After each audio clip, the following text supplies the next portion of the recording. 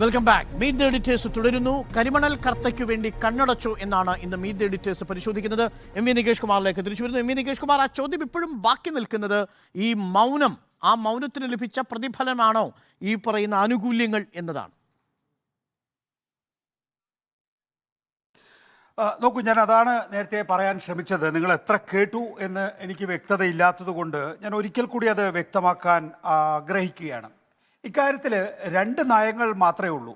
ഒന്നെന്താണ്, 2001 മുതൽ 2006 വരെ AK ആന്റണി, ഉമ്മൻചാണ്ടി മന്ത്രിസഭകൾ എടുത്ത തീരുമാനം, അത് സ്വകാര്യ മേഖലയ്ക്ക് കരിമണൽ ഖനനം അനുവദിക്കാം എന്നുള്ളതായിരുന്നു. അതിൻ്റെ അടിസ്ഥാനത്തിൽ AK ആന്റണിയും പിന്നീട് ഉമ്മൻചാണ്ടിയും കരിമണൽ ഖനനം അനുവദിച്ചുകൊണ്ട് തീരുമാനമെടുത്തു. ആ ഘട്ടത്തിലാണ് നേരത്തെ അരുൺ ചൂണ്ടിക്കാണിച്ച മനുഷ്യ ചങ്ങല അടക്കമുള്ള കേരളം അന്നേ വരെ കണ്ടിട്ടില്ലാത്ത ഏറ്റവും വലിയ പ്രക്ഷോഭ പരിപാടികൾ നടന്നത്. അതിനോടൊപ്പം UDFിലെ VM സുധീരനും ചേർന്നിരുന്നു. VM സുധീരൻ അന്നു മുതൽ ഇന്നുവരെ അക്കാര്യത്തിൽ കരിമണൽ ഖനനത്തിന്, സ്വകാര്യ മേഖലയുടെ കരിമണൽ ഖനനത്തിന് എതിരായിരുന്നു എന്ന് പറയുന്നതിൽ എനിക്ക് ഒട്ടും മടിയില്ല. അപ്പോൾ രണ്ടാമത്തെ വിഷയം എന്ന് പറയുന്നത്, ഇപ്പോൾ അരുൺ ചോദിച്ചൊരു ചോദ്യം എന്ന് പറയുന്നത് 17A പ്രകാരം ആ ഭൂമി നോട്ടിഫൈ ചെയ്തെടുക്കാം എന്ന സുപ്രീം കോടതി വിധിയുടെ പരാമർശമാണ്.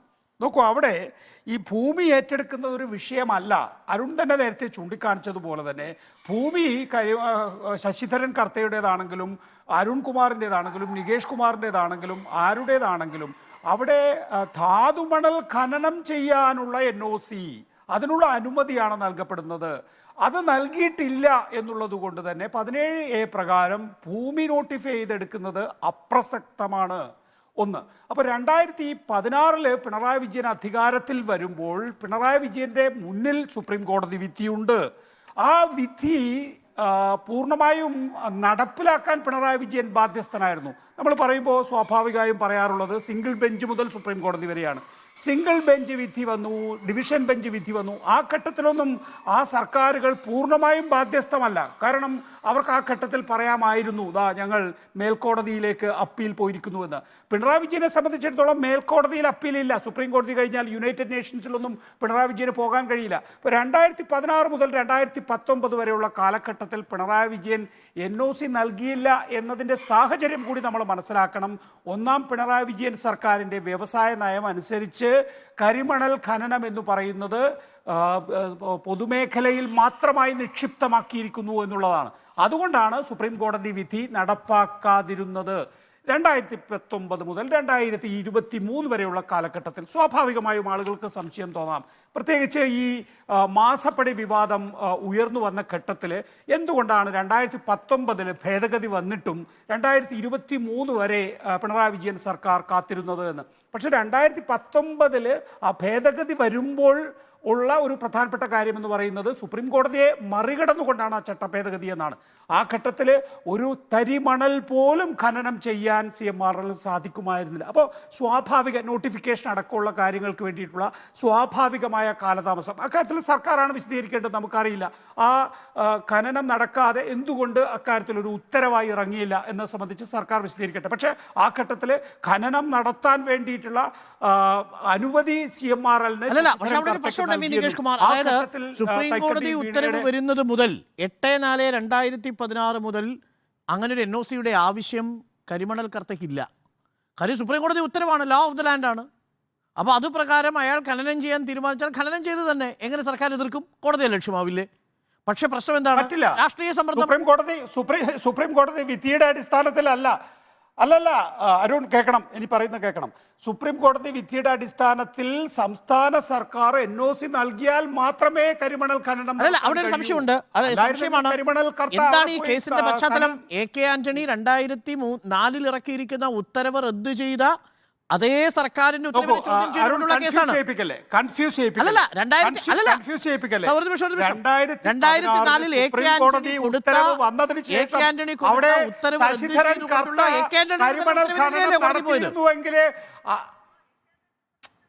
അരുൺ കൺഫ്യൂഷൻ ആക്കല്ലേ, ഞാൻ മറുപടി പറഞ്ഞോട്ടെ. അതായത് സുപ്രീം കോടതി ഉത്തരവ് പ്രകാരം കരിമണൽ കർത്ത അവിടെ ഖനനം നടത്തിയിരുന്നെങ്കിൽ അരുണും ഞാനും ഒക്കെ ആഫീസിൽ ഇരിക്കുവോ? ഇല്ലല്ലോ. നമ്മൾ പോയി അത് റിപ്പോർട്ട് ചെയ്യുമല്ലോ. അപ്പോൾ അതുണ്ടായിട്ടില്ല.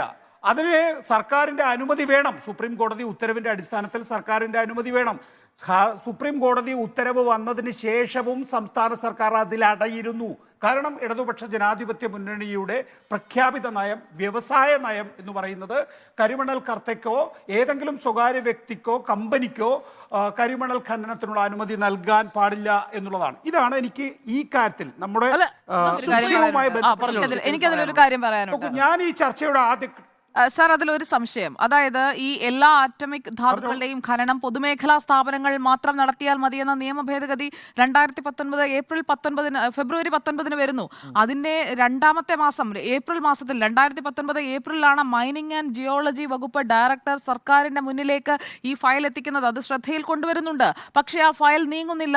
ആ ഫയലിന് അപ്പോൾ എന്താണ് സംഭവിച്ചത്? 5 വർഷം കഴിഞ്ഞിട്ട് ഇക്കഴിഞ്ഞ വർഷം 2023 ഡിസംബർ 18 മാത്രമാണ് ഈ CMRL കമ്പനിയുടെ ഉപകമ്പനിയായ അല്ലെങ്കിൽ സഹോദര സ്ഥാപനമായ Kerala rare earth and minerals limited KREML അതിന് നൽകിയ 4 ഖനനാനുമതികൾ റദ്ദാക്കാൻ സംസ്ഥാന സർക്കാർ തയ്യാറായത്.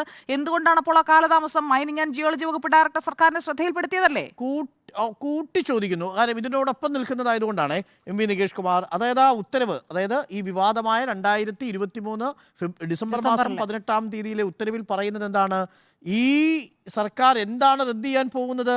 സർക്കാർ റദ്ദ് ചെയ്യാൻ പോകുന്നത് പാട്ടക്കരാറാണ്, ലീസ് എഗ്രിമെന്റ് ആണ് KMRL എന്ന് പറഞ്ഞാൽ എന്താ? ലീസ് എഗ്രിമെന്റ് ഇൻടാക്ട് ആണ് സാർ. അതായത് നിലവിലില്ലാത്ത ഒരു ലീസ് കരാർ റദ്ദാക്കാൻ പറ്റില്ലല്ലോ. നിലവിലുണ്ട്. നിലവിലാണ് ഖനനാനുമതി. മാത്രമല്ല അതിന് സുപ്രീം കോടതി ലീസ് എഗ്രിമെന്റ് നോക്കൂ.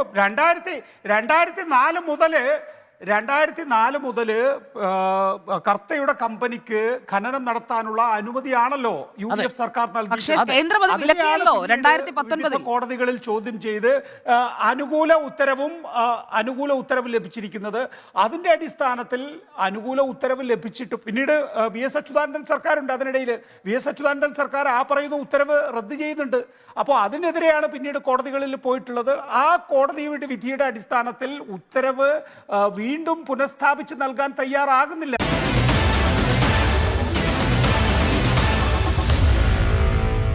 Meet the editors.